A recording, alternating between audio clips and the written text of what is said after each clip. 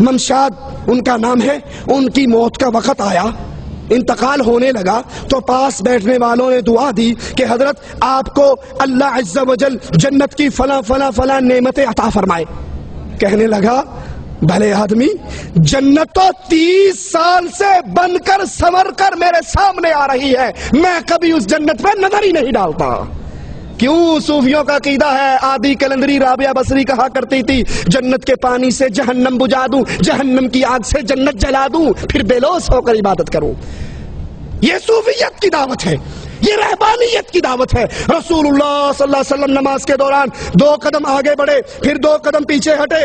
صحابہ نے کہا آپ آگے کیوں بڑھے، پھر آپ پیچھے کیوں ہٹے؟ کہا مجھے اللہ عز و جل نے جنت دکھائی، میں اس کی خواہش میں آگے بڑھا، پھر رب نے جہنم دکھائی، میں اس کے ڈر سے پیچھے ہٹا۔ اور قرآن بیان کرتا ہے یدعون ربہم خوفا وطمعا، اہل ایمان اللہ کی جنت کی لالچ میں آگے بڑھتے ہیں اور جہنم کے ڈر میں، ان 2 کے درمیان رہ کے اللہ کی عبادت کرتے ہیں۔ یہ عقیدے کہ ہمیں جنت کی ضرورت نہیں، ہم جنت کو دیکھتے نہیں، ہمیں جنت کی طلب نہیں، یہ عقیدے محمد رسول اللہ کے عقیدے۔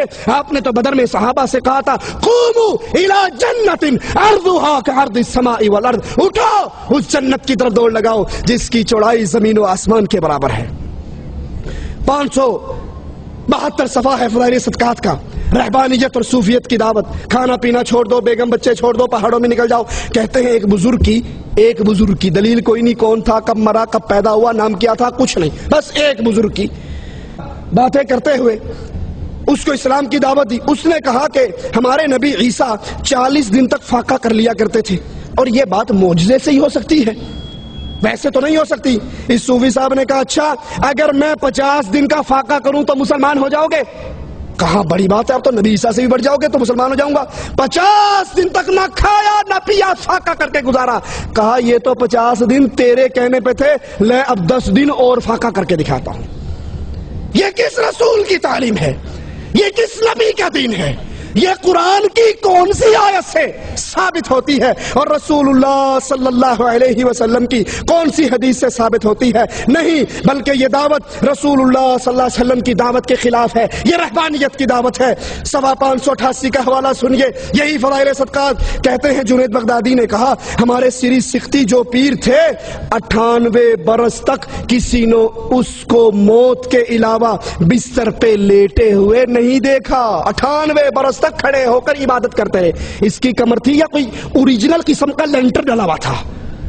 رسول اللہ صلی اللہ علیہ وسلم تو فرماتے میری بیوییں ہیں، میرے بچے ہیں، میں ان کے پاس ان کا حق ادا کرتا ہوں، رات کو سوتا ہوں جاگتا ہوں۔ عائشہ اپنا ہاتھ پھیلاتی ہیں رسول اللہ کو تلاش کرنے کے لیے، دیکھتی ہیں بستر خالی ہے۔ نبی تو سوتے بھی تھے، جاگتے بھی تھے، نماز بھی پڑھتے تھے، اور 98 برس تک لیٹنا نہ، جاگتے رہنا، 12 برس تک ایک ہی وضو سے نماز پڑھنا، یہ رسول اللہ کی دعوت نہیں بلکہ فضائل اعمال کی یہ دعوت صوفیت کی دعوت ہے۔ اللہ سے دعا ہے اللہ ہماری خطاؤں کو معاف فرمائے، اللہ ہمیں سچ کہنے، سننے، عمل کرنے، پھر اہل شرک سے، اہل بدعت سے برات کرنے کی توفیق عطا فرمائے۔ پھر بیٹی کا رشتہ دیتے ہوئے یہ نہ کہیں کوئی گل نہیں، ڈاکٹر تو ہے نا، انجینئر تو ہے۔ اگر وہ مشرک ہے اپنی بچی کو گھر بٹھا کر بوڑھی کر کے مار لو، یہ غیرت برداشت کر لو، لیکن کسی مشرک کے ہاتھ میں معاہدہ کا ہاتھ نہ دو۔ اقول قولی ھذا واستغفر اللہ لی ولکم ولسائر المسلمین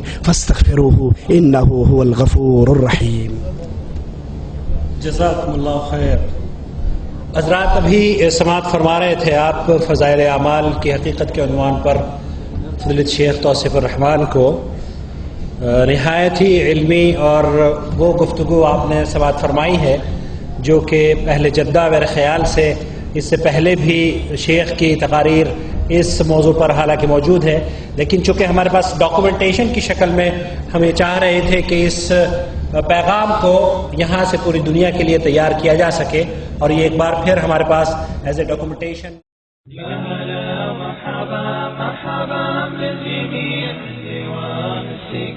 عندنا تغبير يا هلا مرحبا مرحبا بالجميع عندي ورم السقا عندنا تغبير الكرم لكم والكرم ما يضيع عندي قوم انتحاموا على دينها الكرم لكم والكرم ما يضيع تحاموا على دينها.